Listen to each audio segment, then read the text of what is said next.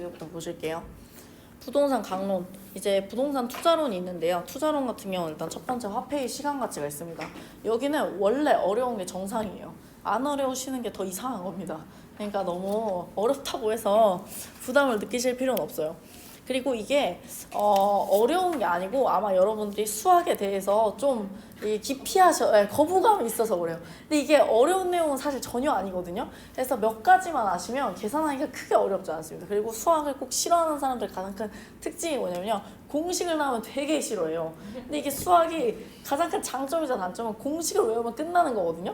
근데 공식을 외우기가 싫어하니까는 좀 그래서 그런 건데 일단 그래서 어쩔 수 없지만 오늘 계산을 하셔야 돼요. 방법이 없습니다. 그리고 우리는 지금 여기가 고등학교가 아니거든요. 그래서 우리 계산기 다 쓸 수 있어요. 그러니까는 뭐 하나하나 계산하시는 게 아니라 공식에다 넣기만 하면 되는 거예요. 그러니까 여러분들 너무 부담을 갖지 마시고 계산기를 두드리세요. 알겠죠? 그래서 넣고 계산기만 두드리시면 됩니다. 해볼게요. 일단은 화폐의 시간 가치를 일단 보시면 화폐의 시간 가치의 의미 자체는 무슨 말이냐면 뭐 여러 가지 내용이 있는데 이거보단 간단하게 말씀드리면 화폐라는 건 일단 지금 오늘의 100만 원과 1년 뒤에 100만 원은 다르다는 거예요. 간단하게 말하면 오늘의 100만 원과 1년 뒤에 100만 원 다르죠. 당연한 거 아니겠어요? 왜냐면 지금 100만 원과 내가 은행에다가 100만 원 1년 동안 넣어놔요. 그럼 100만 원 그대로 안 주잖아요. 단 1원이라도 이자를 주잖아요. 지금 뭐 아무리 1%대라고 하더라도 1원이라도 이자를 주기 때문에 결국에 지금의 100만 원과 1년 뒤에 100만 원 다르다는 거예요. 혹은 여러분들이 이제 직장을 다니신다면 여러분들 직장을 그만두면 퇴직금이 나오잖아요. 근데 대부분 제가 알기로는 퇴직할 때 받으시는 분이 거의 없대요. 50% 이상은 50% 이상 훨씬 넘는 숫자가 퇴직금을 미리 땡겨 쓴다고 해요. 근데 퇴직금을 미리 땡겨 쓰신 분들은 혹시 아시겠지만 땡겨 쓰시는 분들 같은 경우는 절대로 퇴직금 전액을 그대로 먼저 주지 않습니다. 이렇게 깎아서 줘요. 예를 들면 퇴직금을 100만 원을 내가 받는다. 그럼 예를 들면 90 얼마를 준다던가 이렇게 몇만 원을 깎아줘요. 이게 왜 그러냐면은 그 미리 받는 거잖아요. 그러니까 그 미리 받는 그 금액에 대해서 이제 깎아주는 거죠. 그런 것들에 대해서 말을 해주는 거예요. 그래서 화폐라는 건 지금 금액과 나중에 금액이 다를 거고 혹은 우리가 1년 전에 100만 원과 지금의 100만 원은 다른 거잖아요. 그런 것들이 이제 다르다는 거예요. 그래서 화폐의 시간 가치라는 건 돈의 값어치가 각각 다르기 때문에 우리가 옛날에 진짜 뭐 이렇게 말하는 거죠. 우리가 태어났을 때의 100만 원과 지금의 100만 원 화폐 가치가 정말 많이 다르잖아요. 이런 것들이 다르기 때문에 그거를 한 시점으로 놓고 금액을 따져보겠다는 거예요. 지금 100만 원과 1년 뒤에 100만 원 얼마 차이가 나느냐 이런 것들을 우리가 따져보겠다는 건데 이걸 좀 간단하게 말하면 원래 제일 쉬운 건 뭐냐면 지금 돈을 미래 돈으로 바꾸는 게 원래 쉬워요. 왜냐면 여러분들이 뭐가 좀 익숙하냐면 이자가 익숙하거든요. 지금 돈을 이 은행에 넣어놓으면 이자를 받잖아요. 그럼 1년 뒤에 이자가 얼마다 이런 걸 우리가 익숙하기 때문에 이건 쉬운데 미래 가치를 현재 가치로 땡겨오는 게 좀 어려워요. 왜냐면은 여러분들이 퇴직금을 일단 미리 땡겨오는 경우가 일단 많지 않고 그렇기 때문에 이런 것들이 좀 어려운데 이런 것들을 왜냐면 미래에 일단 받을 돈이 많지 않잖아요 지금. 그렇기 때문에 그걸 우리가 땡겨온 적이 없어요. 그렇기 때문에 이런 것들이 좀 어려운데 사실 문제는 이게 훨씬 더 많이 나옵니다. 그래서 미래 가치를 현재 가치로 땡겨올 수 있어야 돼요. 그래서 그걸 우리가 하는데 여기서 이제 말한 건 뭐냐면 현재 가치 이제 같은 말로 현가라고 얘기하면 돼. 줄임말이죠. 근데 그걸 이제 다른 말로 PV라고 하는데 PV라는 건 현재가 이제 영어로 프리젠트예요. 그래서 프리젠트 밸류가 가치거든요. 프리젠트 밸류를 줄임말로 PV라고 하는 거고요. 뭐 영어 아실 필요 없어요. 그냥 PV라고 나옵니다. 그러니까 PV가 현재 가치구나라는 것만 아시면 되고요. 미래 가치라는 건 미래라는 건 퓨처는 아시죠? F 줄임말로 미래를 하고요. 가치는 밸류니까는 V라고 합니다. 근데 이걸 내가라는 말을 많이 써요. 그래서 내가랑 FV랑 미래 가치가 같은 말이다 라는 것만 아시면 됩니다. 그럼 당연히 현재 가치에다가 이자율을 더하면 미래 가치가 되겠죠? 근데 이거는 말 그대로 이자율이라는 거는 더해주는 거잖아요. 그래서 더해주는 걸 우리가 한자로 할증이라고 하잖아요. 그래서 할증률이라고 합니다. 그리고 나서 이거를 당연히 우리가 수익 더 받는 거잖아요. 그러니까 수익률이라고도 하는 거죠. 근데 미래 가치를 현재로 땡겨올 때는 말 그대로 이자만큼 빼야겠죠. 반대로 생각하면 그런 거 아니겠어요? 우리가 100만 원을 은행에 넣어놨을 때 은행은 우리한테 100만 원을 사실 명확하게 말하면 빌린 거예요. 은행이 나한테 100만 원 빌린 거 아니에요? 내가 100만 원 넣어놓으면? 그런 느낌이기 때문에 결국에는 반대로 생각하면 내가 100만 원을 땡겨왔다는 건 내가 미리 빌린 거예요. 사실 명확하게 말하면. 그럼 이자를 걔네가 주는 이유는 은행이 나한테 100만 원 빌렸기 때문에 그거에 대한 값어치를 주는 거거든요. 마찬가지로 나도 은행한테 빌렸기 때문에 땡겨온다는 건 빌려온 거잖아요. 빌려온 거기 때문에 그거에 마찬가지로 돈을 깎아야 됩니다. 그걸 우리가 다른 말로 뭐라 해요? 할인율이라고 해요. 할인율을 다른 말로 환원한다. 환원이라는 거는 돈을 돌려온다는 거예요. 환원 이율이라고 합니다. 그러니까 결국에 같은 말은 무슨 말이냐면 이자율과 수익률과 할증률과 할인율과 환원율은 숫자는 다 똑같아요. 근데 갖다 붙이는 말이 다를 뿐입니다. 그러니까 이거에 대한 크게 거부감을 느끼실 필요가 없어요. 어차피 숫자는 다 똑같이 나와요. 그래서 그렇게 되는 거다라는 것만 일단 아시면 되고요. 그래서 그 미래 가치를 현재 가치로 바꾸는 거, 그러니까 지금 돈을 미래로 바꾸는 거, 미래 돈을 현재로 바꾸는 방법에는 여러 가지 방법이 있다는 거. 그래서 그런 경우의 수가 미래 가치에서도 3가지, 현재 가치에서도 3가지가 나옵니다. 근데 우리는 지금 이게 투자론이거든요. 투자를 할 때는 제일 중요한 건 지금 돈을 벌 거냐 안 벌 거냐잖아요. 그러니까 지금 값어치로 계산하는 게 더 중요해요. 그러니까 미래 돈을 지금 값어치로 계산을 했을 때 돈이 되냐 안 되냐가 중요한 거기 때문에 미래 가치를 현재 가치로 당겨오는 게 더 중요합니다. 그래서 그게 더 많이 나와요. 왜냐면 이게 더 공식이 어렵거든요. 그래서 이게 더 많이 나옵니다. 그래서 일단 보시면은 일시불의 일단 첫 번째 경우가 일시불의 내각계수요. 제가 여기다 일부러 예금과 퇴직금이라는 얘기를 써놨거든요. 이게 보통 예시에서 많이 나오는 패턴이라서 제가 거기다 써놨어요. 그러니까 쉽게 생각하시면 일시불의 내각계수라는 건 무슨 말이냐면 일시불의 미래가치예요. 그 말은 무슨 말이냐? 일시금의 어떤 돈을 예를 들면 100만 원이면 100만 원이다. 그럼 100만 원을 어떤 예금을 딱 넣어놔요. 그리고 나서 하나도 안 넣어요. 돈을 더. 이 일시금의 가장 핵심은 중간에 돈을 안 넣는다는 거예요. 100만 원 넣고 끝. 예를 들면 내가 갑자기 목돈이 생긴 거예요. 로또 당첨해서 10억이 생겼어요. 그럼 10억을 예금에 딱 넣어놔. 끝이에요. 그리고 나서 몇 년 뒤에 돈을 빼겠다는 거예요. 그럼 당연히 뭘 주겠어요, 은행에서? 이자를 주죠. 그러니까 나중에 받을 때 일시금과 이자를 주겠다는 거예요. 그럼 그 일시금과 이자를 더했을 때 얼마냐는 거야, 얼마. 내가 몇 년 뒤에 돈을 얼마를 받겠냐. 자, 그럼 이런 걸 이제 계산을 해봐야겠죠? 근데 이걸 제가 거기 그 기초서나 거기 보시면은 계산을 할 때 1 플러스 R에 N만 써놨거든요. 이렇게만 써놨어요. 이거 A 없이. 그래서 제가 A를 붙였어요. 왜 A를 붙였냐? 거기는 1원을 기준으로 말을 했거든요. 근데 1원이라는 문제는 절대 안 나옵니다. 그렇기 때문에 제가 A라고 써놨어요. 그래서 이걸 좀 기억을 하셔야 되는데, 그럼 제가 여기다가 여러분들 어제 제가 해보니까는 계산을 아무도 못 하셔서 계산을 해보려 합니다.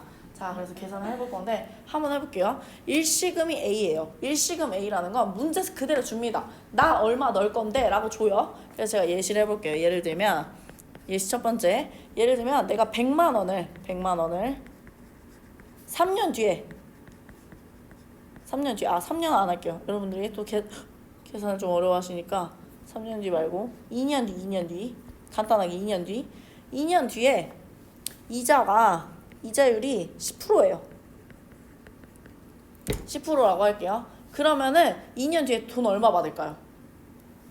100만 원을 제가 넣어놨어요. 예금 넣어놨어요. 근데 2년 뒤에 이자율이 10%예요. 그러면은 얼마를 받을까요? 계산을 해보세요. 요 공식에 맞춰서.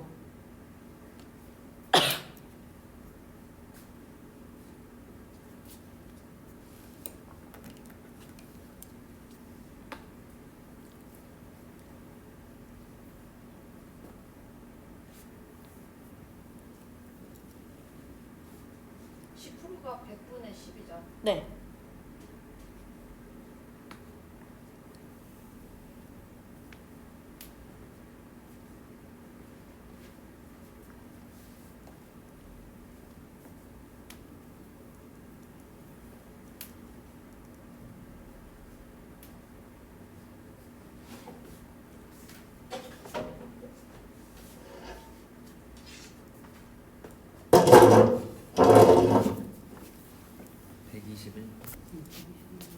네. 되셨어요? 계산 한번 해볼게요. 엄마야. 자, 여러분들 이걸 계산하실 때 이게 나중에 좀 복잡해지기 때문에 대략적으로 계산하지 마시고 하나씩 써볼게요. 자, 100만 원 있죠? 100만 원. 이게 뭐냐? 이게 A예요.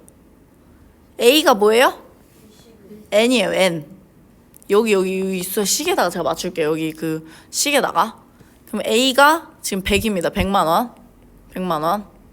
되셨죠? N이 뭐예요? 2예요. R을 쓰실 때는 꼭 뭐로 쓰셔야 되냐면 소수점으로 쓰셔야 돼요. 소수점. 항상. 알겠죠? 소수점으로 쓰셔야 되는데 10%라고 했죠? 퍼센트는 항상 무슨 말이냐면 100분의 1이라는 뜻이에요. 100분율이라고 하잖아요. 우리가 퍼센트를. 그렇기 때문에 얘는 뭐라고 써요? 100분의 10입니다. 여러분들이 수학을 아무리 안 하셨어도 약분은 하실 줄 아시죠? 10분의 1이죠. 그러면. 그러니까 10분의 1은 소수로 바꾸면 뭐가 돼요? 0.1이 되는 거예요. 자, 그럼 이제 계산을 해볼게요. 그럼 얘는 계산하면 뭐가 되는 거죠? 자, 여기다 공식에 그대로 넣는 거예요. A에 1 플러스 R의 N제곱이라 그랬죠? 그럼 여기다 넣으면 A는 100만 원이죠? 100만 원 곱하기 1 플러스 0.1에 뭐 하면 되죠? 제곱하면 되겠죠? 그럼 얘는 뭐가 되는 거예요? 100만 원 곱하기 1.1의 제곱이 되는 겁니다. 이거는 여러분들이 계산을 하시는 게 아니라 누구의 역할이에요? 계산기의 역할이에요. 그러면 계산기는 뭐를 하는 거죠? 100만 원 곱하기 계산기를 두드려 봤더니 1.21이 되는 겁니다. 되셨죠? 그리고 이것도 누구의 역할이에요? 우리의 역할이 아닙니다. 누구의 역할이에요? 계산기의 역할이에요. 이거 계산기 누르실 때 절대 100 곱하기 1.1 하지 마세요. 왜냐면 이러면 여러분들이 꼭 공 개수를 틀려요, 여러분. 그러니까 이렇게 하지 마시고 100만 원은 개수가 몇 개요? 하나, 둘, 셋, 네 개죠. 공 6개 치시고 그 다음에 1.21을 곱하세요. 그러면 아주 정확하게 알려줍니다. 알겠죠? 계산기는 틀리지 않아요. 그러니까 공을 꼭 다 치세요. 알겠죠? 계산기에 제발 공을 안 치지 마시고, 왜냐면 꼭 나중에 계산하다 보면은 공 개수가 틀려요, 여러분들. 그러니까 얘는 계산하면 뭐가 됩니까? 121만 원 되는 거죠. 그래서 이렇게 쓰셔야 되는 거죠. 되셨죠? 네.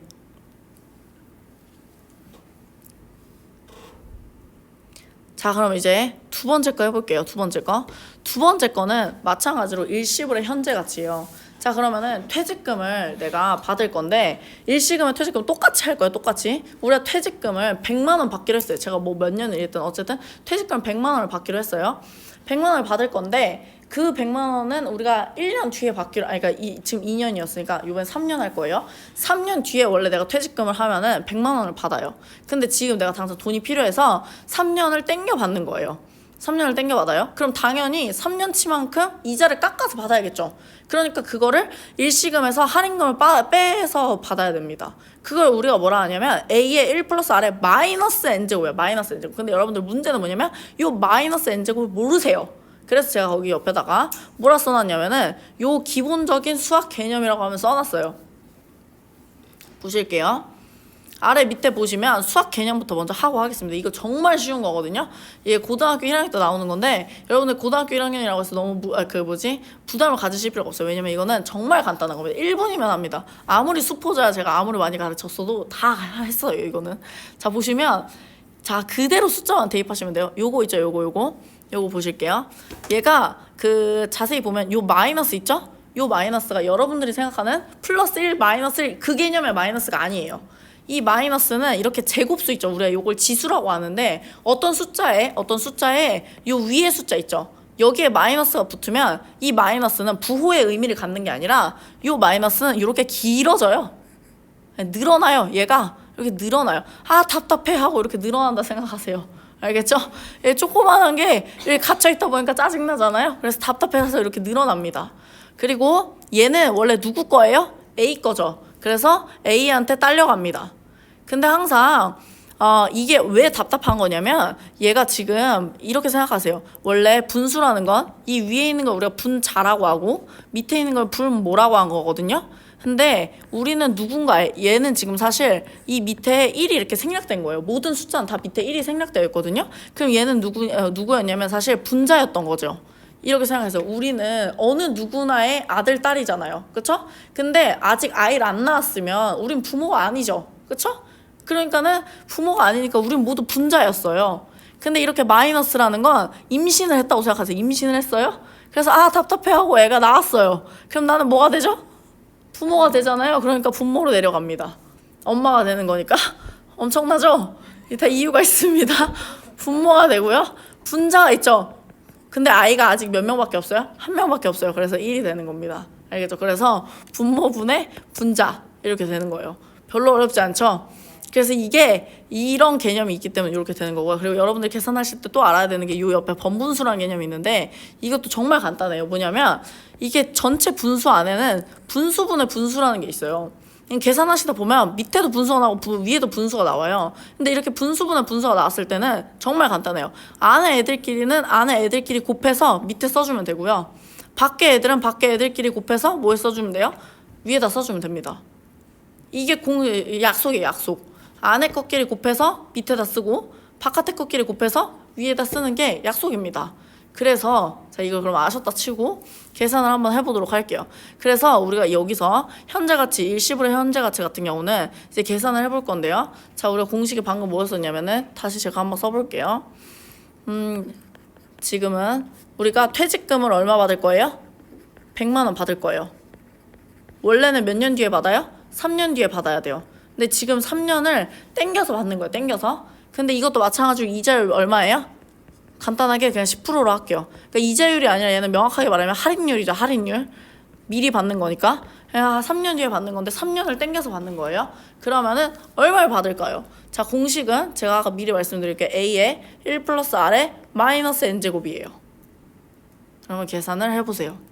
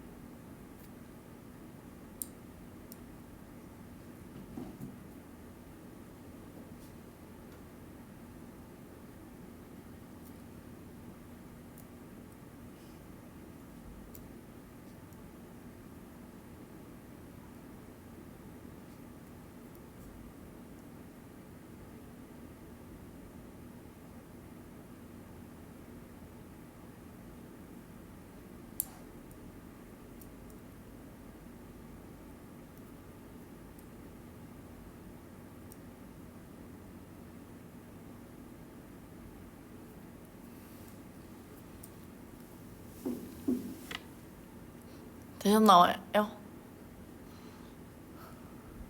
어떠겠어요? 해보겠습니다. 자, 여기서도 A가 누구예요? 100만 원. 100만 원이죠. 그 다음에 N은 누구죠? 3이죠? R은 누구죠? 0.1이죠. 소수로 꼭 바꿔놓으셔야 돼요. 그럼 이렇게 넣어볼게요. 그러면은 100만 원에 뭐가 되죠? 1 플러스 0.1에 마이너스 3제곱이죠.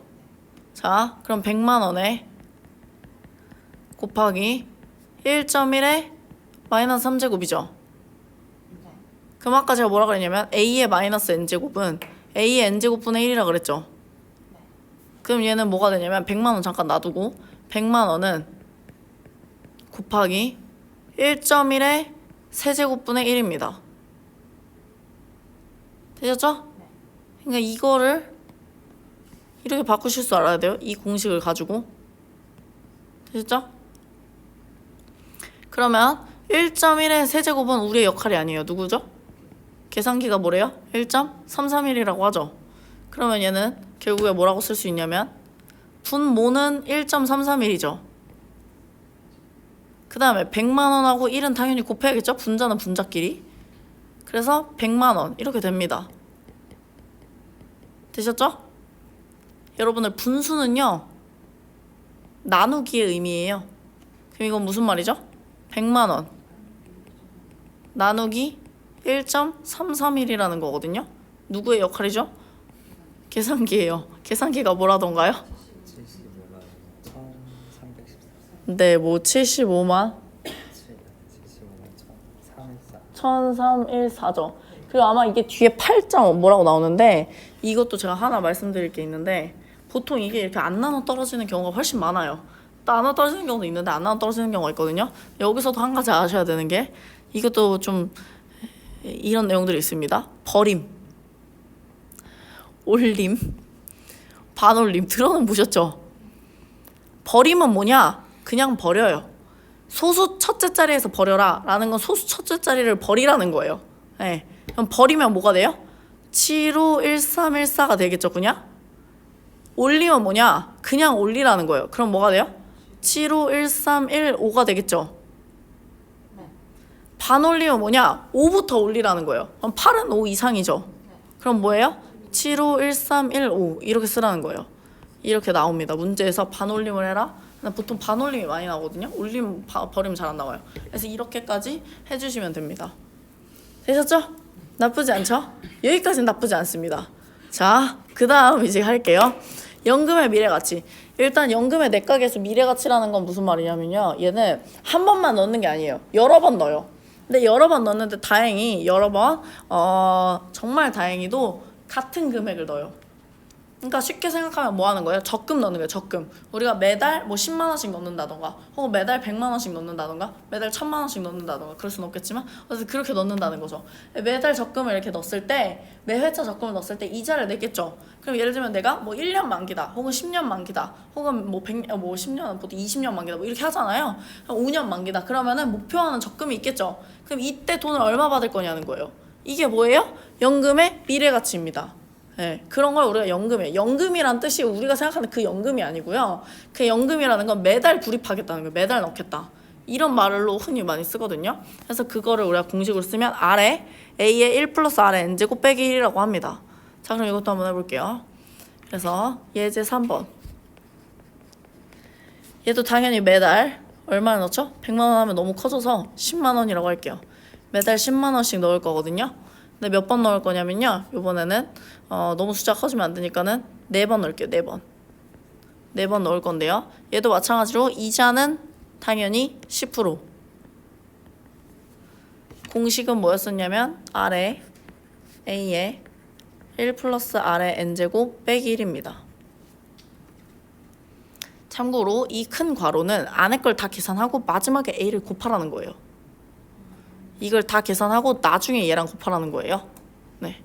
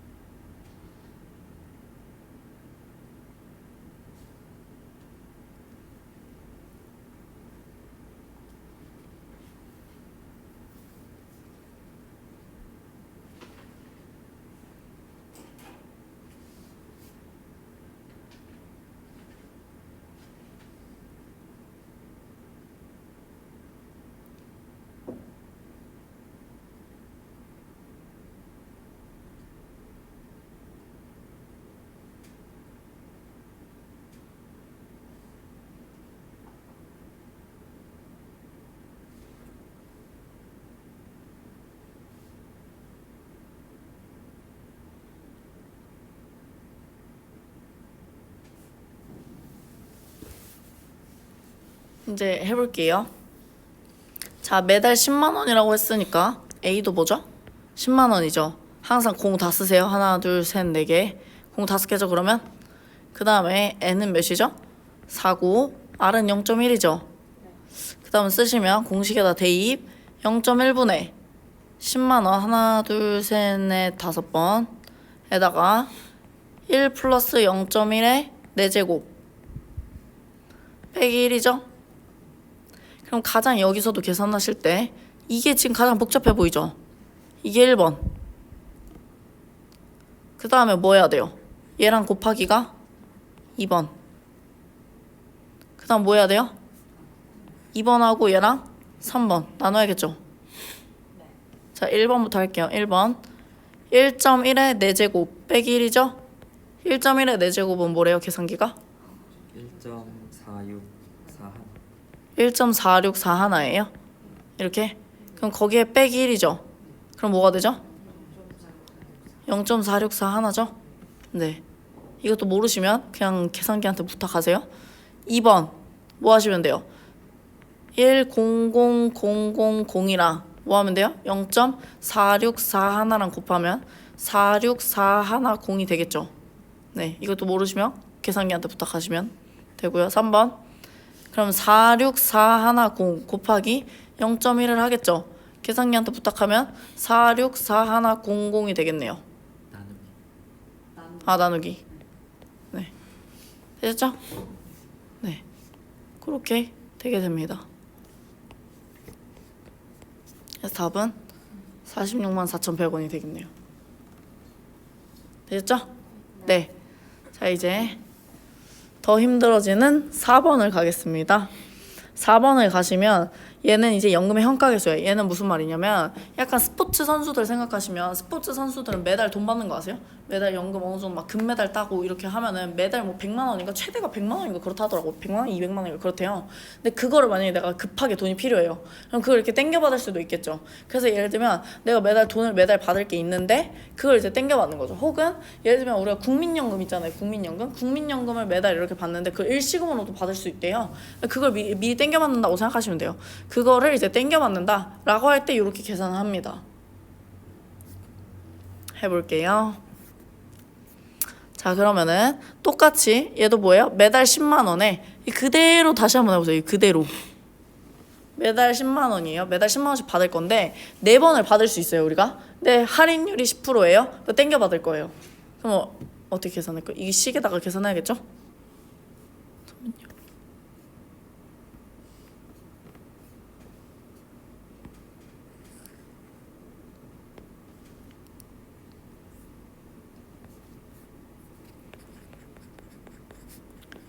매달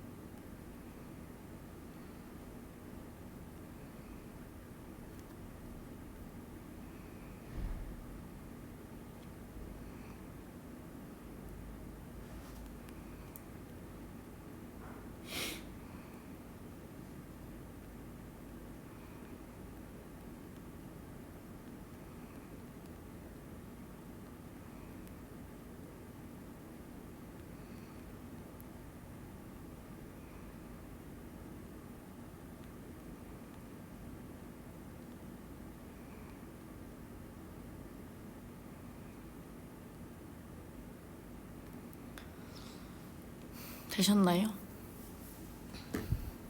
해볼게요. A는 얼마죠? 10만 원. N은 4. 그 다음 R은 0.1이죠. 넣어볼게요.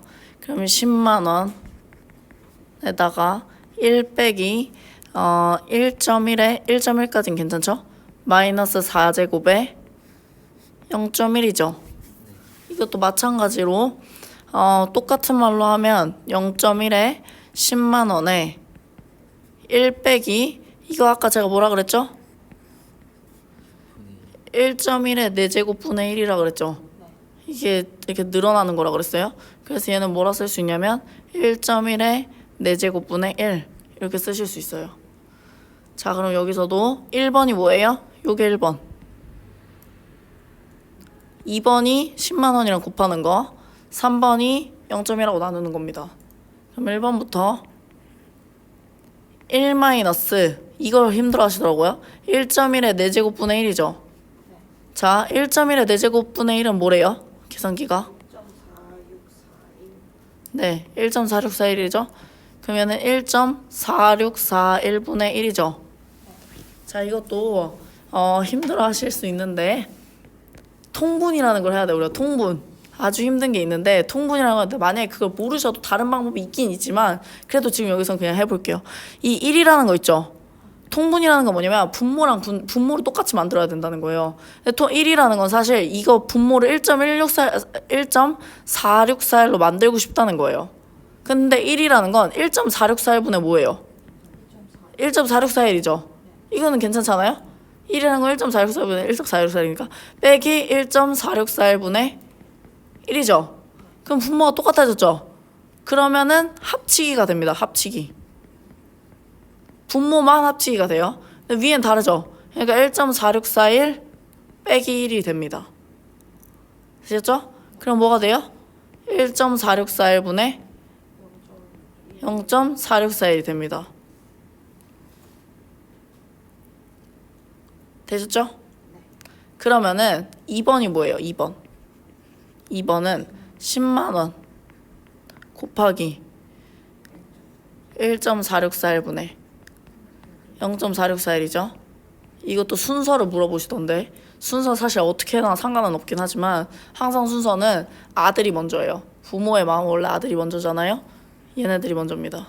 1번. 그리고 얘랑 나누는 거예요. 2번. 그래서 10만 원에 곱하기 0.4641을 해보세요. 그럼 뭐 나오죠?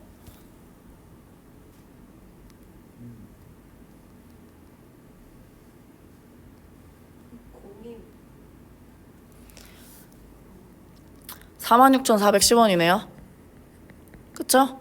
그거를 나누기 누르세요. 거기다가 1.4641 그러면은 2번이 뭐가 나오냐면 31,698.6545예요. 근데 이거 다 쓰셔야 돼요. 쓸 거면. 근데 뭐 다 안 써도 돼요. 근데 여기다가 그대로 여기 2번에다 뭐예요? 3번이 0.1을 나누는 거죠. 그쵸? 여기다가 뭐 해야 돼요? 0.1을 나눠야 돼요. 그러니까 여기다가 바로 0.1을 나누세요. 그냥 계산기에서. 그럼 뭐가 되죠? 316,986.545가 되겠죠? 반올림하면 뭐가 되죠? 36만 맞죠? 36만 9천 6,987원. 네, 87원 이렇게 되겠죠? 네, 그렇게 구하시면 됩니다.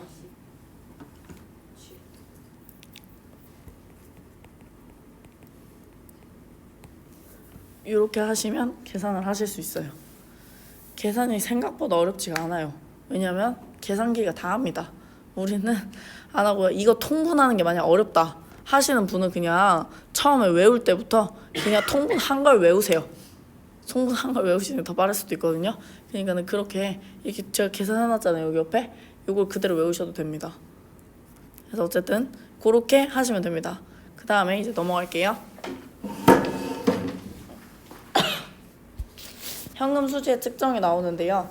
현금 수지의 측정이라는 건 뭐냐면 현금 흐름이에요. 현금 흐름. 돈이 어떻게 흘러가는지. 돈이 흘러가는 건데 돈이라는 건 돈이 나한테 들어오잖아요. 그럼 돈을 내가 운영을 해요. 예를 들면 뭐 투자를 하기도 하고 운영을 하고 그 다음에 돈이 날아가죠. 이런 식으로 이제 운영이 된다는 겁니다. 근데 뭐 이런 거는 하는데 뭐 어쨌든 간에 취득, 운영, 처분 이런 말보다는 사실 이 운영 안에서 영업의 현금 수지 계산 요 부분이 되게 중요하거든요. 여기 보시면 참 인생사가 담겨 있어요. 그래가지고 요걸 잘 보시면 여러분들이 이거는 뭐 이걸 진짜 꼭 외워야 되는데 외울 만한 내용들은 아니라서 일단 제가 한번 설명을 해볼게요. 일단 여기 보시면은 위에 말씀드린 대로 취득이라는 건 말 그대로 우리가 투자를 하겠다는 거예요. 그래서 어떤 돈이라는 걸 우리가 투자를 하는 건 돈이 나가는 거죠. 투자를 해서 돈을 빼면 그걸 가지고 우리가 운영을 하잖아요. 예를 들면 우리가 뭐 건물 한 채를 산다던가 아니면 집을 한 채를 사요. 그럼 그걸 가지고 운영을 하다 보면 월세나 이런 것들이 들어오죠. 그걸 가지고 운영을 하겠죠. 그 운영을 하다가 만약에 내가 이제 더 이상 그만하고 싶다 그럼 처분을 하는 그런 과정을 이제 써놓은 거예요. 그러니까 말 그대로 약간 사업을 한다고 생각하시는 게 좀 더 빠르겠죠. 그래서 어쨌든 사업을 하는 거다라는 건데 그 중에서 이제 운영 부분에서 영업이라는 거는 운영을 할 때 돈이 어떻게 왔다리 갔다리 하는가 그걸 계산하는 방법이에요. 그래서 제가 옛날에 그 음식점 했었다고 했었잖아요. 그거에 관련해서 제가 설명을 일단 드릴게요. 일단 얘는 누굴 기준으로 말을 한 거냐면 건물주, 우리가 건물주가 됐다 치고 건물주를 기준으로 말을 한 거예요. 근데 건물주라는 거는 기본적으로 임대료를 받잖아요. 근데 여기서도 가장 중요한 말이 뭐라 했냐면은 예상 임대료죠. 예상 임대료. 왜 예상 임대료라는 거냐면 임대료 우리가 선정을 해놓지만 보통 임대료 깎여요. 왜냐면 내가 예를 들면 55만 원을 받겠다라고 올려놓는다 하더라도 뭐 오다 보면은 그냥 40 예를 들면 53만 원이면 계약할게요. 뭐 이렇게 얘기하시는 분들이 있으면 그래 그냥 하겠다 이렇게 할 수도 있는 거고 이러기 때문에 예상 임대료라는 거는 깎일 수도 있다. 이래서 그냥 보통 예상 임대료거든요. 그렇게 하다 보면은 내가 예를 들면 그 55만 원짜리 월세방이 10개가 있다. 그럼 곱하기 10 하면 되겠죠. 그런 식으로 한다는 거예요. 그래서 기본 계산은 예상 임대료의 단위수다. 근데 이런 거 문제 절대 안 나와요. 너무 뻔한 내용이잖아요. 이렇게 나오는데 이게 이제 우리가 이걸 계산하면 뭐가 나오냐? 가능 총소득이 나옵니다. 이것도 왜 가능이냐면 생각해보면 예상 임대료라는 건 말 그대로 예상한 거잖아요. 그러니까 소득도 가능하다는 거예요. 가능할 수 있는 금액의 최대치죠. 어떻게 보면은 가능할 수 있는 금액의 최대치니까 가능 총소득이라고 우리가 보통 부릅니다. 가능 총소득이 우리가 벌 수 있는 돈 중에 가장 큰 돈이에요. 근데 보통 이 돈이 절대 안 들어와요. 장담하는데 절대 안 들어와요. 왜냐면은 공실과 불량부채라는 게 있잖아요. 이것도 제가 잠깐 말씀을 드리자면 저는 뭐 실제로 제가 약간 뭐 했던 거이기도 하지만 제가 옛날에 음식점 했었다고 했잖아요. 근데 저는 이제 음식점을 제가 하나만 한 게 아니라 제 음식점 좀 잘 되니까 프랜차이즈를 내줬어요. 근데 프랜차이즈를 내주면 프랜차이즈에 보통 본사는 돈을 어디서 버냐면 제가 본사잖아요. 그럼 이제 저희 지점을 운영해서도 돈을 벌지만 가맹점에 나가면은 가맹점한테는 돈을 어떻게 버냐면 첫 번째 처음에 가맹비를 받아요. 그럼 거기서 큰 돈이 들어요. 몇천만 원씩 받거든요. 가맹비를 받기 때문에 몇천만 원씩 받으니까 처음에는 그걸로 벌지만 두 번째는 이제 그 물품을 대줘요. 예를 들면 저희 같은 경우 뭐 족발이나 곱창이나 막창 이런 거 대줬거든요. 그런 거 대주면 물품비를 주거든요. 근데 대부분의 음식 가게도 그렇고 웬만한 가게들은 그 음식점을 후불제 한 달치로 돈을 받아요. 왜냐면 음식이라는 거는 지금 내가 갖다 준다 해서 이 사람들이 바로 돈을 버는 게 아니잖아요. 그 음식이라는 건 재고를 쌓아놓는 거기 때문에 돈이 바로 없어요. 대부분 음식점 사장님들이. 그렇기 때문에 미리 내가 갖다 주면 한 달 뒤에 결제를 해줍니다. 근데 이러게 되면 이제 문제가 뭐냐면 한 달 안에 망할 수도 있어요. 그잖아요? 그럼 돈을 받으러 갔는데 망했어. 그럼 어떻게 해요? 불량부채가 되는 거죠 뭐. 어쩔 수가 없어요. 이거는 뭐 어떻게 할 말이 없습니다. 그 사람이 뭐 전화하면 전화를 받겠어요? 당연히 안 받죠. 잠수 타자 이거 뭐 그럴 거였으면 미리 받았겠죠. 그렇죠? 그렇기 때문에 이런 불량부채들이 엄청나게 많습니다. 이게 건물주도 마찬가지예요. 건물주도 생각보다 월세 안 내는 사람들 있잖아요. 엄청 많아요. 이게 월세 저도 상가 장사하면서 솔직히 저 같은 경우도 월세를 그렇게 따박따박 내는 스타일은 아니었거든요. 왜냐면 제가 이제 하나만 운영하는 것도 아니고 그때 학원도 했었죠. 제가 그다음에 뭐 음식점도 여러 개 하고 그러다 보니까 월세가 언제가 언제인지 기억이 솔직히 잘 안 나요. 그러다 보니까는 이게 뭔가 그 낸다는 게 생각보다 이게 매달 자동이체를 내는 게 아니니까 제가 매달 이렇게 입금을 해야 되잖아요. 생각이 솔직히 잘 안 나거든요.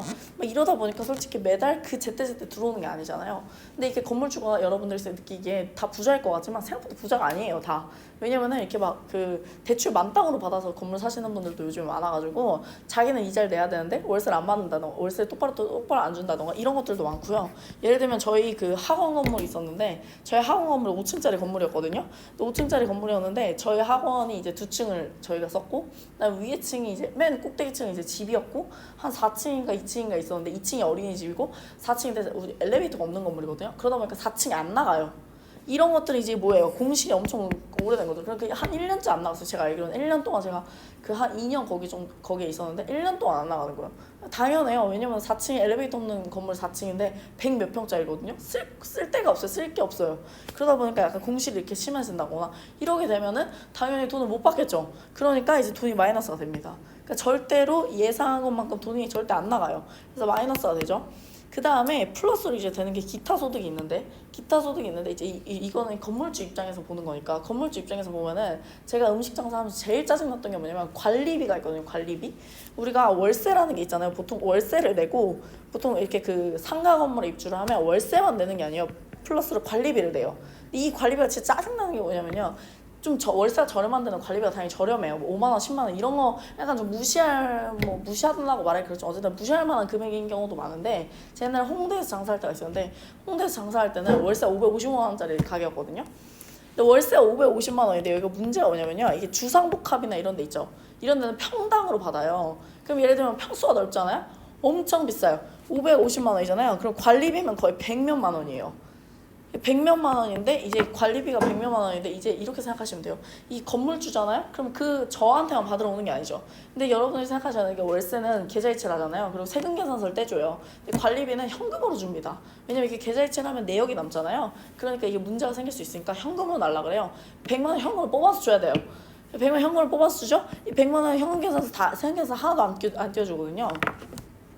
대부분 그래요. 왜냐면 100만 원 세금계산 떼주면 세금계산서 그 부가세 또 내야 되고 막 이래야 되거든요. 그러니까 어쨌든 보통 대부분 이런 것들은 다 그런 걸 안 해줘요. 이것도 100만 원도 왜 100만 원이냐? 원래는 120인데 세금계산서 안 떼는 조건으로 100만 원을 한다거나 막 이런 식으로 하는 거기 때문에 보통 세금계산서 안 떼줍니다.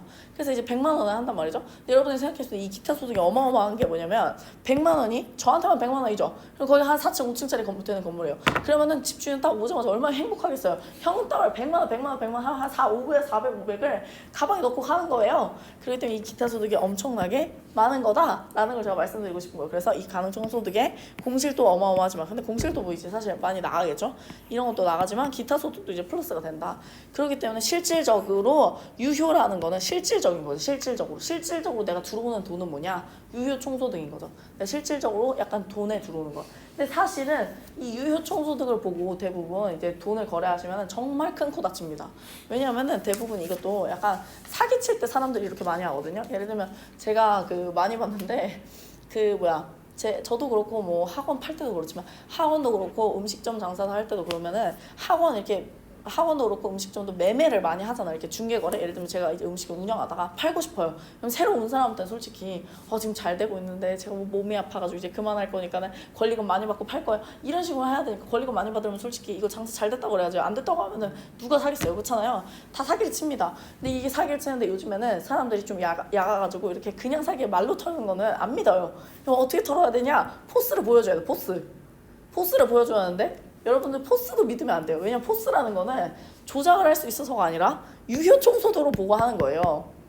포스라는 건 뭐예요? 돈이 들어오는 것만 보는 거죠. 근데 문제는 뭡니까? 나가는 거는 포스에 안 찍혀요. 우리가 예를 들면은 뭐 음식점 장사 같은 경우는 돈을 거기서 들어오지만 원가가 얼마인지는 안 나와요. 예를 들면 따지고 보면 이런 겁니다. 예를 들면 햄버거, 수제버거가 있어요. 수제버거를 한 5,000원을 팔아요. 안 팔리겠어요? 불티나게 팔리지? 근데 원가가 6,000원이야. 이럴 수 있는 거잖아요. 그럼 불티나게 팔리겠죠. 포스에는 막 몇백억 찍히겠죠. 그럼 뭐 하냐고요. 근데 빚이 몇천억이 되는 거죠 뭐. 그럴 수도 있다는 거예요 사실은. 그렇기 때문에 여러분들이 절대 유효 총소득을 보고 속으면 안 되는데 사람들이 다 이런 포스 금액으로 보고 속고 다 이렇게 거래를 합니다. 그럼 뭐가 되겠어요? 그 다음에 이제 앓는 소리를 하죠. 그럼 전 사장한테 전화를 해요. 그럼 뭐가 되겠어요? 없는 번호가 되는 거예요. 이게 진짜 한두 번이 아닙니다. 제가 이런 사장님들을 정말 많이 봤어요. 이걸 제가 왜 아냐? 저는 이제 배달 음식을 했기 때문에 저한테 오시는 분들은 뭐냐면 다 음식 장사 망하시는 음식점들이 배달을 좀 해서 좀 더 이제 매출을 늘리고자 하는 약간 컨설팅 같은 걸 했거든요. 그러다 보니까 다 망한 사장님들이에요. 왜 사기당했냐? 다 이런 포스가 유효 총소득을 보고 인생사가 담겨 있는 거예요 여기에. 그러니까 여러분들 유효 총소득을 보고 속으면 안 돼요. 그러니까 뭘 보여달라 그래야 돼? 뭘? 영업경비를 까야 돼요. 영업경비라는 거 뭐냐? 원가도 까고 월세도 까고 이런 걸 까야 되는 거예요. 그러니까는 월세도 까고 다 까요. 그럼 뭐예요? 순영업소득입니다. 순영업소득이라고 하면 뭐예요 이게? 통장에 찍히는 돈이 내 통장에 돈이 얼마 있냐는 거예요. 순영업소득이라는. 그러니까 사장님한테 코스를 까지 말고 뭘 까달라고 해야 돼요? 통장을 보여달라고 해요. 통장을. 통장에 돈이 얼마 있냐는 거예요. 지금 장사 잘 됐으면 통장에 돈이 많아야 될 거 아니에요. 통장에 돈이 없으면 사면 안 되는 거죠. 그리고 이것도 지금 이제부터 계속 마이너스입니다. 이러니까 모든 장사가 망하는 거예요, 인생이. 그러니까 여러분들 장사하지 마세요. 제가 항상 느끼는 거지만 장사하시면 안 됩니다. 근데 이거 까는 것도 여러분들 보시면 순서가 중요해요. 순서가. 근데 순서도 다 이유가 있습니다. 순서를 까는 이유도 봐봐요. 생각해 보시면은 영업 경비를 안 까면 장사를 못 해요. 그렇잖아요. 음식점에서 원가 음식을 살 수가 없어요. 그러면은 음식을 안 사요. 그러면 이제 장사가 되겠어요? 장사가 안 되잖아요. 월세를 안 내요. 그러면은 집주인 쫓아내겠죠. 그럼 장사할 수 있겠어요? 못 내잖아요. 그러니까 영업 경비라는 건 정말 기본적인 내용이에요. 예를 들면 건물이잖아요. 여기는 건물주 입장에서 치면은 건물이 고장났어요. 그럼 수리를 해야겠죠. 당연히 수리비는 영업경비에 들어가는 거예요. 관리비 당연히 들어있죠. 근데 제가 아까 말한 그 관리비랑 이 관리비는 좀 다른 거예요. 제가 아까 말했던 관리비는 이제 제 측면에서, 그러니까 세입자 측면에서 들어온 세입자 측면에서 그 건물주한테 낸 관리비고, 이 관리비는 말 그대로 뭐 예를 들면 관리인이 있다. 그럼 관리인 월급 줘야겠죠. 건물주가. 그런 거라든지 아니면 진짜 말 그대로 전기세라든지 복도 전기세 이런 거는 건물주가 내야 되거든요. 이 전기세는 이 2층 세입자가 내더라도 복도 전기세라든지 이런 거는 건물주가 내거든요. 혹은 화장실 뭐 청소하시는 분들 있죠. 이런 걸 갖다 낸다는 거. 이런 것들 있잖아요. 혹은 수수료, 복비나 이런 거 말하는 거예요. 복비 뭐 왔다 갔다 하는 복비 이런 것도 있잖아요. 그 다음에 여기서 제일 중요한 건 재산세가 여기 들어가요. 왜냐면 재산세라는 거는 매년 내는 거죠. 건물주 입장에서는 이걸 가지고 있으면서 무조건 내는 거잖아요. 그럼 이것도 영업경비예요. 왜냐면 재산세 안 내면은 이 건물을 소유하고 있을 수가 없는 거잖아요. 그러니까 영업경비로 들어갑니다. 보험료도 중요한데 제가 아까도 말씀드렸지만 건물이 날아가요.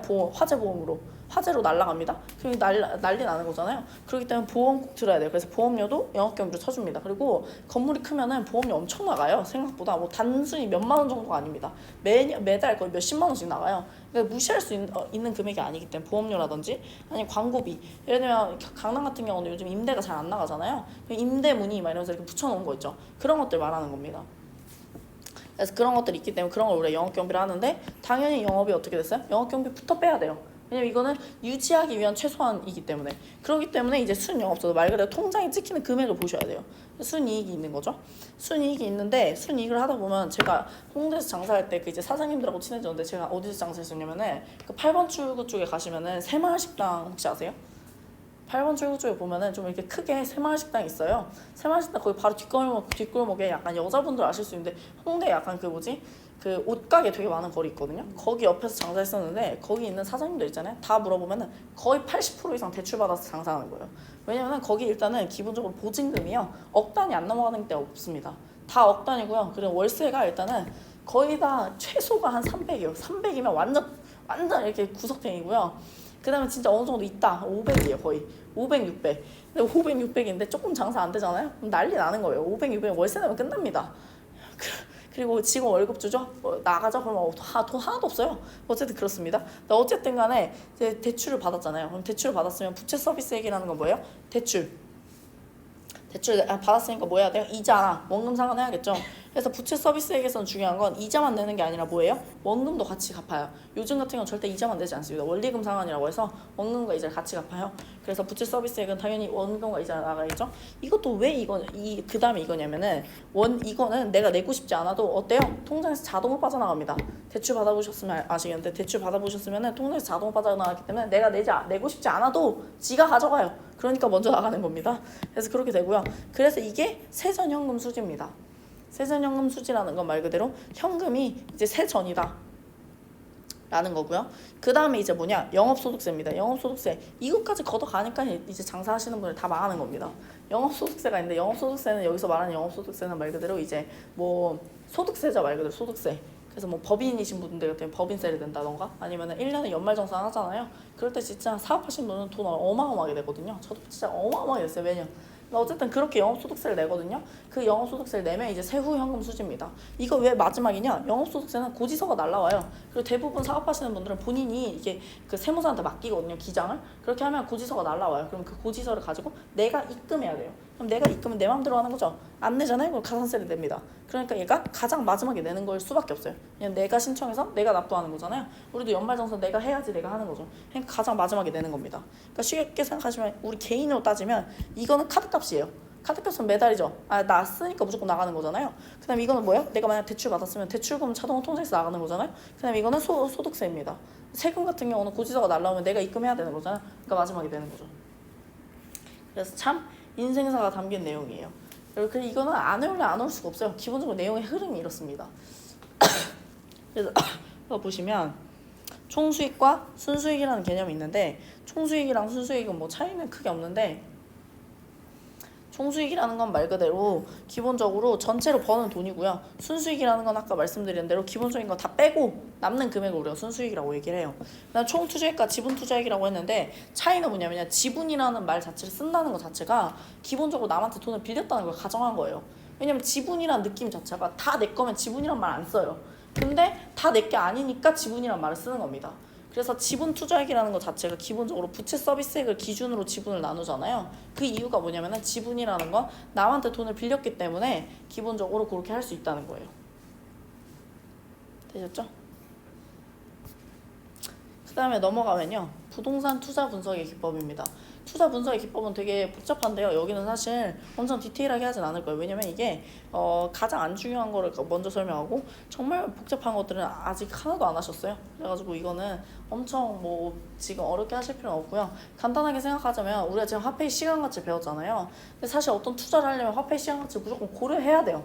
그렇잖아요? 고려하지 않으면 이건 투자 제대로 했다 할 수 없어요. 내가 지금 100만 원 넣었는데 한 10년 뒤에 100만 원이 나온대요. 그럼 이거는 수익률이 좋은 건 아니잖아요, 사실? 그렇기 때문에 이런 화폐의 시장가치를 고려하지 않을 수가 없습니다. 근데 화폐의 시장가치를 고려하는 방법이 있고 고려하지 않는 방법이 있어요. 고려하는 방법이 할인연금 수시형 분석법이라고 해서 이런 방법들이 있고 그 다음에 고려하지 않는 방법 중에서 오늘 우리가 배운 어림셈법이라는 게 있습니다. 그래서 어림셈법에는 승수법과 수익률법이 있다라고 하면서 요번에는 사실 승수법과 수익률법에 대해서 좀 기본적으로 배웠고요. 이게 이제 어디랑 관련된 거냐면 여기 있는 내용과 관련이 된 거죠. 그래서 이렇게 해서 좀 더 디테일하게 배웠는데 사실은 이 내용 같은 경우도 제가 여기서 크게 다루진 않을 거예요. 왜냐면 어차피 기본 과정에 가면 이거 하나하나 다 비교해서 하거든요. 그래서 여기서 가장 중요한 건 뭐냐면 그냥 화폐의 시간 가치를 고려한 방법이 있고 고려하지 않은 방법이 있어요. 근데 고려한 방법과 고려하지 않은 방법이 뭔지 정도만 알아두시면 돼요. 근데 우리가 지금 배운 어림셈법은 말 그대로 어림이잖아요. 어림 잡아서 한 거예요. 어림 잡아서 했다는 건 말 그대로 그냥 대충 해본 거예요. 내가 이 장사를 해볼까 하는데 대충 계산해봤더니 돈이 되는 것 같다? 아니다.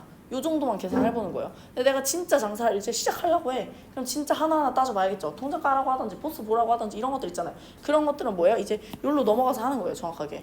내가 1년 뒤에 얼마나 회수할 수 있고 내가 지금 1억을 투자하면은 뭐 1년, 2년 뒤에 얼마 회수할 수 있고 이런 것들 있잖아요. 이런 것들 이제 계산할 수 있다는 거예요. 여기 가서. 그래서 그 뒤에 가면 이제 비율 분석법이라는 게 나오는데요. 비율 분석법도 앞에 보시면 화폐의 시간 가치를 고려하지 않는 방법 중에 하나예요. 그래서 앞에 거는 이제 뒤에 가서 나중에 좀 더 디테일하게 하실 거고 요거는 좀 보셔야 되는데 비율 분석법 같은 경우 우리가 앞에 지금까지 배웠던 말 중에서 좀 되게 여러분들이 흔히 접해보셨던 말들이거든요. 특히나 LTV나 DTI 이런 거 있잖아요. 이런 거는 여러분이 뉴스를 보셨다면 한 번쯤은 들어보셨을 말이에요. 그래서 LTV라는 건 뭐냐면 대부 비율이라고 하거든요. 대부 비율이라는 건 뭐냐면 대가 약간 이렇게 비교한다는 거예요. 뭐랑 비교하는 거냐면 부동산의 가치랑 비교하는 거예요. 그래서 대부 비율이라는 건 부동산의 가치랑 비교하는 거예요. 뭐를? 대출이랑. 그래서 LTV 있죠. 이거는 사실 영어가 더 편하거든요. LTV는 뭐의 줄임말이냐면 Loan to Value의 줄임말입니다. 그래서 이거를 쓰시면 Loan to Value예요. 그래서 loan이 뭐냐면 빚이에요. 빚. 대출. 그리고 value는 아까 뭐라 했죠? 가치라 했죠. 제가 가치. 그렇기 때문에 가치 항상 뒤에 있는 게 분모로 가요. 그래서 가치가 여기로 가는 거예요. 부동산 가치가. 그 다음에 loan이 뭐예요? loan이 빌린 돈이죠. 그러니까 위로 가는 거죠. 융자액이 loan이잖아요. 그러니까 LTV란 말을 왜 한국말보다 더 많이 쓰냐면 LTV가 이해하기가 더 쉬워요. loan to value라고 하니까 loan이 앞에 있는 게 이제 빚이죠. to value 가치잖아요. 그러니까 부동산에 대비해서 융자를 얼마나 주겠다. 그래서 LTV가 40%다라는 거는 1억짜리 집이면 얼마 빌려주겠다는 거야? 4천만 원 빌려주겠다는 거야. 10억짜리 집이면 얼마 빌려주겠다는 거야? 4억 빌려주겠다는 거야. 그런 식으로 계산할 수 있어야 된다는 거야. 그럼 대부 비율이 높아져요. 그 말은 가치에 비해서 많이 빌려주는 거예요. 예를 들면 LTV가 100%다. 10억짜리 집인데 10억 다 빌려준다는 거예요. 그럼 당연히 원금 회수가 곤란하겠죠. 왜냐면 집값이 떨어질 수도 있고 올라갈 수도 있고 이러니까요. 그런 것 때문에 그런 겁니다. 어떻게 보면 당연한 얘기예요. 이건 외울 필요가 없는 거죠. 그러니까 부채 비율도 마찬가지예요. 부채 비율하고 대부 비율은 헷갈리시면 안 돼요. 왜냐면 말이 약간 비슷해가지고 여러분들이 많이 헷갈리시거든요. 부채 비율이라는 건 말 그대로 부채를 얼마나 많이 가져왔냐는 거예요. 근데 이 부채라는 건 비교를 할 때 부채라는 건 말 그대로 자본 대 자본을 비교하는 거예요. 자본이라는 건 내 게 있고 내 돈이 있고 남의 돈이 있는 거예요. 그쵸? 내 돈하고 남의 돈을 비교하는 거라서 얘 같은 경우는 부채라는 건 남의 돈이죠. 남의 돈이 위로 올라가는 겁니다. 부채 비율이라고 했기 때문에 부채를 비교하는 거잖아요. 그러니까 부채가 위로 올라가야 되고 내 돈이 밑으로 내려가야 되는 거예요. 그래서 여기서 중요한 게 대부 비율이 50%일 때 부채 비율이 100%라는 말이 중요한데 이게 무슨 말이냐면은 예를 들면은 이렇게 생각하시면 되는데 10억짜리 집이 있어요. 근데 LTV가 40%예요. 그러면 얼마 빌려준다는 거예요? 10억짜리 집에서 4억 빌려주는 거죠. 그러면 4억은 내 돈이에요? 남의 돈이에요? 남의 돈이죠. 그럼 내 돈은 얼마 넣어야 돼요? 6억이죠. 이렇게 되는 겁니다. 그럼 LTV는 이렇게 계산할 수 있고요. 부채 비율을 계산해 볼게요. 부채 비율은 어떻게 되겠어요? 그러면 부채 비율은 내 자본분의 타인 자본이에요. 내 자본 얼마예요? 6억이죠. 남의 자본은 4억이죠. 그럼 얼마예요? 3분의 2죠. 3분의 2가 부채 비율이 되는 거예요. 이거 대충 계산하면 66점 몇 프로거든요. 대충 66%가 된다는 거예요. 그럼 요것도 해볼게요. 대부 비율 50%가 부채 비율 100%라는 말도 똑같은 말인데 예를 들면 10억짜리 집이 있어요. 근데 LTV가 50%래요. 그럼 이거 얼마 빌려준다는 거예요? 5억이죠. 5억 누구 돈이에요? 남의 돈이죠. 그럼 5억은 누구 돈이에요? 내 돈이죠. 그러면은 내 돈분의 남의 돈이죠. 그럼 나누면 몇이에요? 1이죠. 1은 퍼센테이지로 말하면 뭐예요? 100%죠. LTV라는 게 아까 뭐라 그랬어요? 부채 비율이라 그랬죠. 그러니까 부채 비율이 50%라는 부채 비율 그쵸? 부채가 아니라 잘못 말했죠. 대부 비율. 대부 비율이 50%라는 건 부채 비율이 100%다. 이 말이 된다는 거죠. 이 말이. 네. 그래서 이 말이라는 건 이렇게 계산할 수가 있어요. 이거 외우시지 않아도 사실 계산을 해보면 알 수가 있는 겁니다. 네. 그래서 결국엔 대부 비율이라는 건 부동산 가치분의 융자액이고 부채 비율이라는 건 내 자본분의 타인 자본이다. 내 돈에 비해서 타인 자본이 얼마나 들어갔냐 이런 거 따지는 거죠. 총 부채 상환 비율이라는 것도 마찬가지예요. DTI는 무슨 말이냐면 데빗 투 인컴이에요. 데빗이라는 건 뭐냐면 이것도 빚이에요. 빚. 데빗이나 로운이나 똑같은 말인데 뭔 차이냐면 로운은 빌린 총돈. 내가 예를 들면 4억 빌렸어. 그럼 4억 다. 근데 데빗은 뭐냐면요. 그 4억 중에서 내가 매달 얼마만 갚을 거냐는 거예요. 근데 인컴은 뭐냐면 인컴이라는 건 또 뭐 인컴은 뭔지 몰라도 인이 들어오는 거잖아요. 들어오는데 뭐가 들어가 있어요? 나한테 돈이 들어오는 거죠. 수입이에요. 수입. 인컴은 한국말로 하면 수입이거든요. 그러니까 소득액이에요. 소득액. 그러니까 우리한테 내가 버는 돈에 비해서 얼마나 갚을 수 있냐는 거예요. 그래서 이거 쉽게 말하면 상환 능력을 물어봐요. 상환 능력. 총 부채 비율이라는 건 쉽게 말하면 상환 능력을 뜻하는 거거든요. 그러니까 예를 들면은 부채는 내가 가지고 있는 부동산이 10억이야. 근데 제가 백수예요. 그럼 LTV가 예를 들어 50%라고 해도 보통 5억 다 안 나옵니다. 왜냐면 내가 수입이 없으니까 이자를 낼 능력이 없잖아요. 그쵸? 그럼 예를 들면 10억짜리 부동산을 가지고 있어서 5억을 빌려줬어. 그러면은 5억짜리에 대한 이자를 내야 되는데 직장이 없어. 그럼 5억짜리 이자를 어떻게 낼 거예요?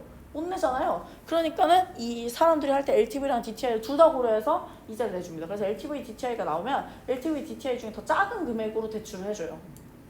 그래서 여러분들 직장도 있고 그것도 있어야 되는 거죠. 그렇죠? 그래서 여기 보시면 결국에 총 부채 상환 비율이라는 건 데빗 투 인컴이라는 건 연간 소득액분의 연간 부채 상환액이에요. 부채 상환액이라는 건 뭐야? 말 그대로 융자인데 그 융자 중에서 내가 얼마나 갚을 것이냐 이걸 따지겠다는 거죠. 네. 그래서 이거는 영어를 외우시는 게 사실 더 빠릅니다. 이게 한국말이 더 어려워요. 총 부채 상환 비율이라는 것 자체가 뭔가 더 복잡해요. 그러니까 상환이라는 게 상환 자체라는 말 자체가 어떻게 갚을 수 있냐. 갚으려면 뭐 해야 돼요? 일을 해야겠죠. 내가. 일을 하려면 뭐 해야 돼요? 돈이 들어와야 돼요. 그래서 소득액이랑 비교하겠다는 거예요. 근데 대부 비율이라는 건 부동산 자체가 얼마짜리냐 이런 거랑 비교한다는 거죠. 그 다음에 이제 밑에가 부채 감당률입니다. 부채 감당률이라는 건 뭐냐면 부채를 감당할 수 있는 능력이 되냐는 거예요. 이것도 약간 비슷한 말인데 뭐랑 다른 거냐면 위에는 소득액이랑 비교하는 거죠. 근데 얘는 뭐랑 비교하는 거냐면 일단 부채 감당률이라는 거 아까 부채 서비스액 있잖아요. 부채 서비스액은 뭐냐면 부채 서비스액 아까 제가 원금 플러스 이자라 그랬죠. 원금 플러스 이자가 밑으로 내려가고 그러니까 얘는 약간 위에랑 아래랑 약간 분모 분자가 바뀐 거랑 똑같아요. 왜냐면 위에는 부채 상환액이 위로 올라가는 거예요. 그러니까 원금하고 이자 원금이 위에 올라가는 거죠. 부채 상환액이라는 거. 근데 얘는 원금 이자 합쳐서 밑에 말하는 거예요. 여기 밑에는 원금 이자. 그리고 순영업소득이라는 건 뭐냐면 그 돈 말고 내가 지금 버는 수입 말고 직장인이나 이런 사람들 말고 사업하시는 분들 같은 경우 순영업소득 있잖아요. 내가 매달 들어오는 그런 것들 있잖아요. 그런 것들 말합니다. 순영업소득. 저도 옛날에 사업자 대출 한번 받아본 적 있는데 사업자 대출 받으려고 하면 뭐냐면 통장 내역 다 까라 그래요. 사업자 통장 있으면 사업자 통장 가져오면 사업자 통장 하면 연 매출이나 월 매출 이런 게 평균적으로 나오거든요.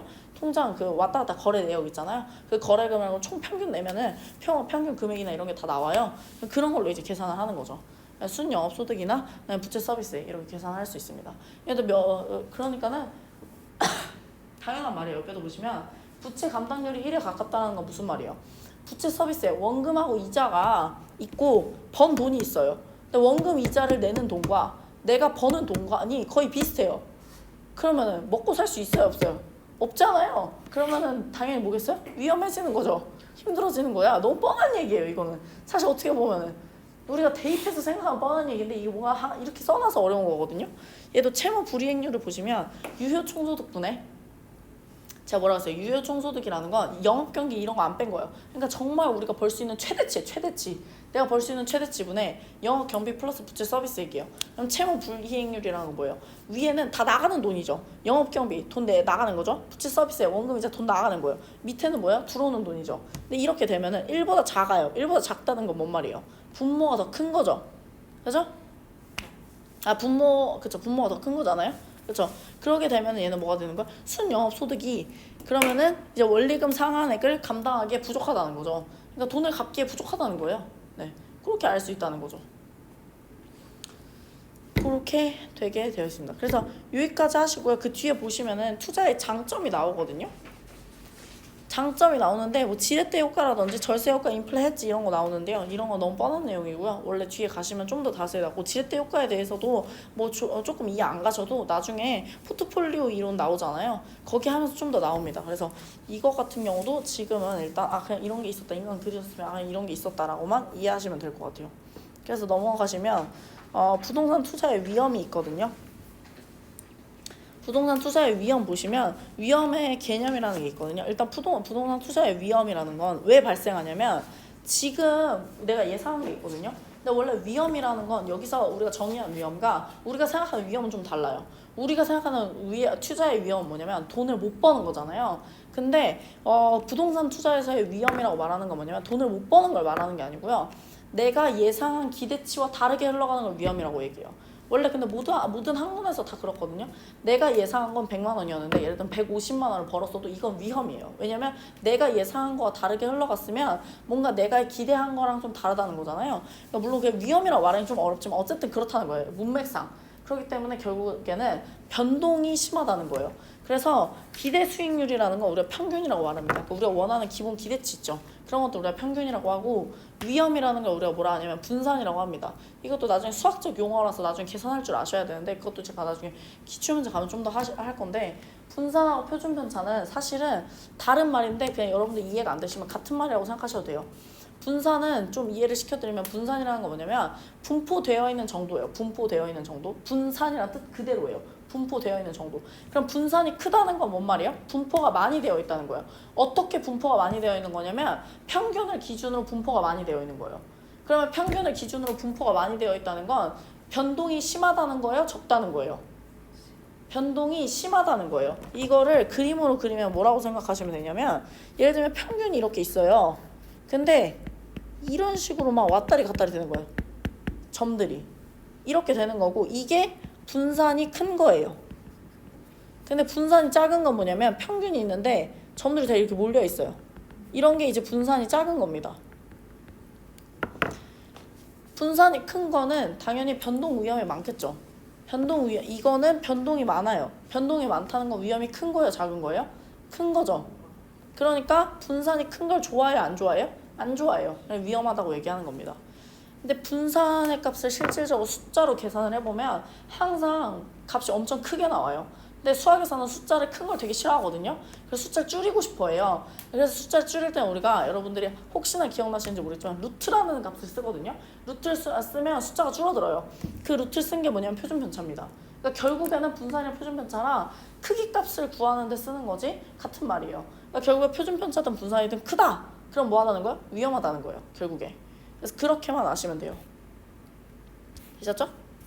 그 다음에 위험의 유형을 보시면 사업상의 위험, 금융의 위험, 법적 위험, 인플레이션 위험, 유동성의 위험이 있는데요. 이것도 그냥 이런 종류가 있다 정도만 아시면 돼요. 이런 문제도 거의 안 나와요. 거의 안 나오고 사업상의 위험 안에서도 종류가 있잖아요. 이 종류 안에서 세분화되는 게 더 많이 나오거든요. 그래서 이거는 아직 그 안에 것까지 안 배우셨기 때문에 그 안에 배우시면 좀 더 자세히 하겠습니다. 다음 밑에 보시면 이제 수익률이 나오는데요. 수익률은 크게 세 가지가 있거든요. 기대 수익률과 요구 수익률과 실현 수익률이라는 게 있습니다. 기대 수익률이라는 건 말 그대로 내가 이걸 투자했을 때 얼마를 벌 수 있을 것인가 기대하는 거죠. 그런 기대 수익률이 이제 우리 기대 수익률이라고 하는데 이 기대 수익률은 가장 중요한 말은 가중평균한다는 거예요. 가중평균이라는 건 뭐냐면 가중치를 두는 거예요. 여러분들이 최소한 한번 대학교에 지원을 해보셨잖아요. 대학교를 지원을 할 때 우리 보면은 예를 들면 문과다, 이과다라고 따지면 문과는 일단 기본적으로 국어, 영어에 가중치를 더 두죠. 그래서 같은 점수라고 하더라도 국어, 영어를 잘 본 애들이 수학을 잘 본 애보다는 대학을 더 잘 갑니다. 근데 수학 같은 경우는 이과 같은 경우는 어때요? 수학을 좀 더 잘 본 애들이 대학을 더 잘 가요. 약간 같은 점수라도. 그래서 그런 느낌에서 가중평균이라는 건 말 그대로 어떤 거를 잘하는 애들한테 좀 더 가중치를 두겠다는 거예요. 그런 거를 우리가 기대 수익률이라고 말합니다. 그래서 이거 나중에 가중평균은 실질을 들고 다 계산해요. 가중치를 다 주고 계산해라 라고 문제 그대로 나와요. 계산할 줄 아셔야 돼요. 그리고 그것도 나중에 기출문제 하실 때 하실 거예요. 그다음에 요구 수익률 같은 경우도 요구 수익률이라는 거 우리가 기회비용이라고 하는데 기회비용이라는 건 뭐냐면 요구하는 건 요구하는 거예요. 예를 들면 저 같은 경우는 거기서도 이제 그 교수님이 예를 들 때 뭐라고 했냐면은 옆에 창문 닦는 거 얘기를 들었거든요. 옆에 창문을 닦을 때 얼마는 창문을 닦으실래요? 라고 얘기를 했거든요. 자기는 얼마라고 하셨죠? 본인은? 1억이라고 했나요? 2억. 자기는 1억 주면은 창문 안 닦는데 여기. 근데 2억을 주면 창문 닦을 거라는 거예요. 근데 여러분들은 100만 원을 주면 창문을 닦으실 거예요? 뭐 이렇게 얘기했잖아요. 그러니까 요구 수익률이라는 건 본인이 주관적으로 행동을 하는 거죠. 예를 들면 뭐 저 같은 경우도 마찬가지죠. 뭐 여기에서 예를 들면은 뭔가 수업을 할 때 얼마만 하겠어요? 라는 그런 것들 있잖아요. 그런 것들에 대한 요구 수익률이 각각 사람들마다 다르다는 거죠. 그걸 이제 요구 수익률인데 이게 기회비용이랑 같은 말입니다. 근데 이 기회비용 같은 말이라고 이해하기가 조금 어려운데 기회비용은 사실 명확하게 무슨 말이냐면 포기한 것들의 최대값이에요. 예를 들면 제가 여기서 강의를 하면 100만 원을 벌어요. 근데 만약에 여기서 강의를 한다고 얘기를 하면 안 되고 제가 만약에 여기를 지금 왔지만 여기 말고 제가 만약에 다른 옥동에 있는 어떤 학원에서 강의를 하면 500만 원을 벌어요. 근데 이 시간에 다른 데 가서 강의를 하면 500만 원을 벌어요. 근데 만약에 제가 거기 500만 원 안 하고 집에서 쉬어요. 집에서 쉬면은 빵원을 벌겠죠. 이런 식으로 얘기를 해봐요. 그런데 제가 여기 지금 왔잖아요. 그럼 제가 여기 옴으로 인해서 포기한 금액은 0원과 500원 중에 제일 큰 값은 500원이죠. 그럼 제가 여기로 옴으로 인해서 기회비용은 500만 원이 되는 거예요. 이런 거거든요. 그러니까 내가 여기를 옴으로 인해서 내가 가지고 있는 여러 선택지들 있잖아요. 그런 선택지들 안에서 가장 큰 비용을 우리가 뭐라 하냐면 기회비용이라고 합니다.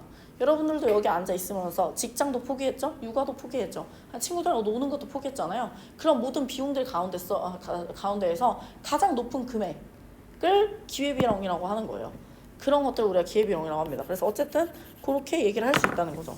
그게 이제 요구 수익률이라는 거예요. 왜냐면 기회비용이라는 건 포기한 거의 금액이기 때문에 내가 여기 안 왔으면 거기로 갔을 거 아니에요. 그럼 그 500만 원 버는 거죠. 그렇기 때문에 그걸 요구 수익률이라고 하는 거예요. 왜냐면 사람들이 여기 안 왔으면 500만 원 벌 거 아니에요. 그렇기 때문에 최소한 내가 여기 왔을 때 500만 원 이상은 벌어야지 라는 생각을 가질 거라는 거예요. 그래서 이런 요구 수익률 중에 가장 대표적인 예시가 뭐라 그랬어요? 예금이라든지 적금이라든지 이런 거라 그랬죠. 그래서 내가 어차피 은행에다가 돈을 넣으면 1%는 받아요. 예를 들면 100만 원을 넣어요. 1%하면 헷갈리니까 100만 원 넣어요. 그럼 최소한 예금을 넣으면 10% 받는다고 하면 110만 원을 벌어요. 그럼 내가 최소한 다른 데다 투자를 할 거면 10% 이상 주는 데다 투자를 할 거 아니에요, 사람들이. 그런 생각을 한다는 거죠. 그게 이제 요구 수익률이 된다는 거예요. 실현 수익률은 뭐예요? 실제로 실현된 수익률이에요. 그러니까 의미가 없는 거죠. 왜냐면 우리는 지금 투자를 할 거잖아요. 근데 투자를 할 때는 실현이 아직 안 된 거죠, 수익률이. 근데 실제로 실현이 이미 됐으면 수익률을 따질 필요가 있어요, 없어요? 없는 거죠. 이미 돈이 들어온 거예요. 근데 뭘 투자를 하겠어요? 그래서 판단 시에 활용을 하지 않습니다. 그래서 투자를 결정할 때는 기본적으로 시장 가치보다 투자 가치가 더 커야 된다. 그렇잖아요. 간단하게 얘기를 하자면 아까도 말씀드렸듯이 예금에서 주는 어떤 이자보다 내가 투자하는 가치가 더 커야지만 내가 투자를 하지, 아니면 그냥 예금 넣어놓으면 되는 거죠.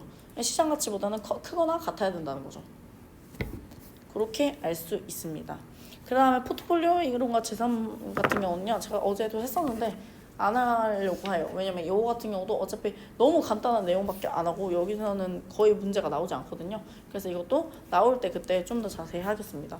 그래서 써놓기는 했지만 여러분들이 간단하게 보시고 넘어가시면 될 것 같아요. 그래서 일단 여기까지 하고 5분만 쉬었다가 여러분들 민법 하겠습니다.